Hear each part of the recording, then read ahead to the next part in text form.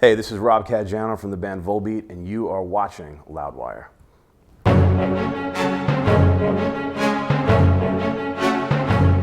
Hey everybody, Muhammad from Loudwire here, sitting next to Rob Caggiano of Volbeat, of course formerly of Anthrax as well, and it's Wikipedia Fact or Fiction time.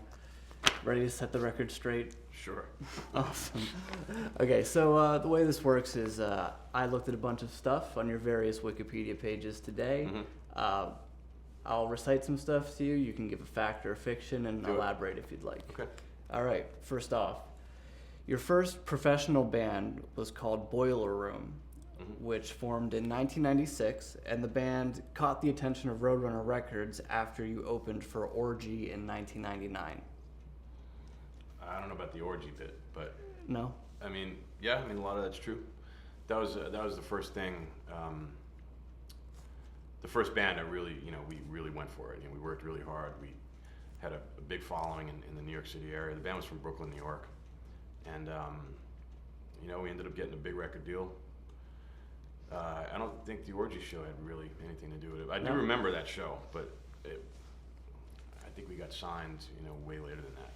But Later than that, okay. well, yeah, probably about 9 or 10 months after that, I would think. But we got a big record deal. We made a record, toured the world, and broke up immediately. Well, that's kind of what it goes to next, is after several delays, the band eventually got signed to Tommy Boy Records. You released Can't Breathe, the debut album, and soon after that release, the band broke up in summer 2001. Yeah. That's about right? I think it was 2000 when we broke up. 2000. If I'm not mistaken. So maybe not. It feels like an eternity ago. Right. Just Well, even thinking about that stuff is making my brain hurt. well, since they wrote 2001 Yeah. on Wikipedia, I was going, okay, well, you joined Anthrax in 2001. Yeah. Was that any part of the breakup of that act, you moving on to Anthrax? That whole period of my life was very, I don't want to say chaotic, but things were moving really fast, and things at that time for me played out differently than I expected. I think we all expected things to be a little differently, but when that band broke up, two things actually happened.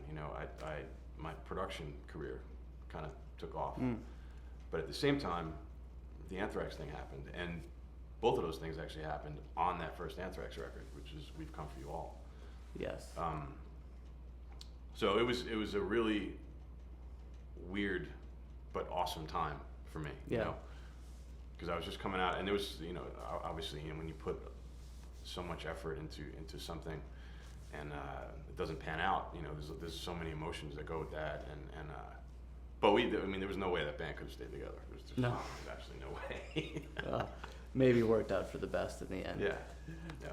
We've Come For You All. The release was moved back from February 2003 to May due to a breakdown in negotiations between Beyond Records and Sanctuary Records over a buyout of Anthrax's contract.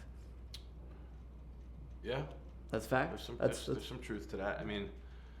To be totally honest, I couldn't speak about the details, but it was definitely a crazy time in Anthrax's career, because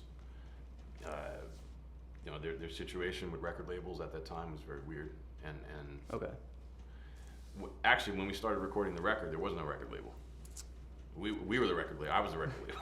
Yeah. There's lots of web promotion and stuff, basically, right? We started that record. Using it was my money and my partner Eddie Wohl's money. We started tracking that album, and just we knew that it was just in a weird spot, but we wanted to. We basically, as young producers, we had something to prove, and we wanted to really make this killer, and we wanted to keep the ball rolling, because we felt like if we didn't do that, then things would have gotten weird. So that's what we ended up doing, and everything got worked out months later. But yeah. Well, it being Anthrax, I'm sure there's some fear of not getting a record label, but since it's Anthrax, it's like, were you figuring, okay, we'll get a label? Exactly. Well, yeah, it was never a question about that. It was just we knew that things needed to be sorted out. That's all. That's the bottom line. Okay. Uh, 2005, you exited Anthrax, won the Among the Living lineup, reunited, but then you returned in 2007 following the end of that reunion. Correct. Yep. Okay. I think it was more around 2006, though, if I'm not mistaken. Okay. Well, did you have any idea that you would be coming back eventually, or No. No, not at all. I had no idea.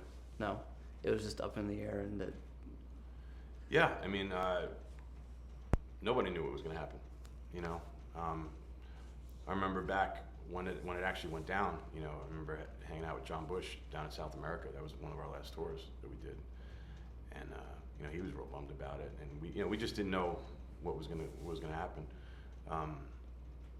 For me, it actually worked out really well because I ended up, you know, at that time focusing hardcore on production stuff, and was nominated for a Grammy in that time that I was out of the band. So it was, you know, for me it was cool. Which album was that? The Grammy nomination. Cradle of Filth. It's called Amphetamine. Oh, that's a really good record. I have to definitely say. Thank you. That was fun. It was fun recording those guys. Cool. But yeah. In the End is a song written as a tribute to Ronnie James Dio and Dimebag. Dimebag Darrell, yeah. Fact. Okay, perfect. Yeah, that was originally called. That was actually. That's an interesting thing because that song was originally called "Down Goes the Sun," and Ooh. And between all the different lineup changes, I'll just call it that, at the time in the studio, you know, that song definitely morphed into different things, and I'm glad it did because I think the way it ended up in the end, I think that song is one of the strongest songs on the record. Yeah. Why the change of song title? That seems like a really good song title to me. Which one? Down Goes the Sun. Yeah, it is a good song title, but the music changed. Okay. And the structure of the song changed, and with that, the melody changed. Okay. Last one for you, finally, coming for Volbeat. You were asked to join Volbeat as a full-time member 2 weeks into the recording process for Outlaw Gentlemen and Shady Ladies. True. 2 weeks in. Yeah. Yeah, so, I mean, you're producing the record, you're out from Anthrax, there's no real inkling that you're going to be in Volbeat. The whole thing about me producing these guys, you know, it's an idea that we had back in 2010 when the Damn Things was on tour. Way back then? Okay. Yeah, well, you know, it's just an idea that we talked about. It always sounded like a cool thing, you know, maybe going in the studio to do a track or two, or, you know, even a full record. But, you know, because they were really into the Damn Things album that I produced, ironically. Oh, okay. And then also Worship Music. Sure. The Anthrax record. So, you know, having a few beers on the tour bus, it always seemed like a really cool thing. We were all, you know, wanting to do that at some point, but it never seemed realistic to me because of my schedule, their schedule, like. Right. They're in Denmark, I'm in New York City, so but yeah, so like, again, fast forward a few years, all of a sudden my schedule, my whole world is wide open, basically. Yeah. And so coincidentally, they were about to go into the studio, so Michael, you know, caught wind of what was going on. He called me up to see if I was still interested, and of course I was. You know, I was super excited, you know, because I felt like that was the absolute perfect thing that could have happened at that time, and it happened really quick, as does everything in my life, apparently. It seems that way. Yeah. So a couple of days later, I was in Copenhagen, and you know, Michael and I sat down to go over the new material, like a pre-production meeting, and we just really clicked. Like we had this creative.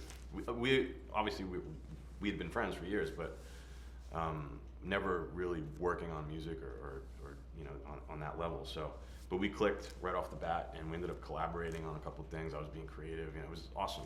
We had this awesome vibe going on, and you know, but still, I was looking at it from a producer's perspective, because that stuff happens all the time, you know, collaborating with different artists, and you know, and I get very involved when I produce records. Sure. You know, like every detail. So, for me, I didn't think anything of it. You know, I was like, oh, this is killer. You know, this is cool. This is going to be a cool record, and that was really fun. You know, so, but yeah, you know, 2 weeks down the road, they had asked me if I'd consider being the new guitar player, and it was right before we started recording guitars. Okay, so good. It worked Good out time. great. So yeah, you know, at that point, I had to change the way I thought about the whole thing, you know, because now I'm not only looking at it from a producer's perspective, I'm not just thinking about getting good takes and making sure the kick patterns are right, or, you know, the normal producer stuff. And now I'm also the new guitar player, so how am I going to leave my stamp musically on this record, you know? And it ended up being a lot of fun because for me, it just opened up all these doors, and there were no rules, no boundaries, you know. So I just went nuts in the studio, tried all these different things, and we just had a lot of fun, you know. Cool. That's basically how it went down. Sure. As a performer on the album, as well as the producer, was there any time where you felt that you were a little too close to the material to make a decision from an outsider's point of view, like a producer would normally do? No. No. No, I never felt that way, and that's probably because I've been doing it a long time. I've been making a lot of records, you know, for years. So I could, if it was maybe, you know, 8-9 years ago, I probably would have felt like that. Okay. To be honest. Yeah. But I've learned to separate things, and yeah. Cool. So. Thank you so much for your time. Thank you for coming Thanks by. for having me, man. Everybody, check out Volbeat on tour, Five Finger Death Punch, hell yeah, very soon. Be sure you're there. Rob Caggiano.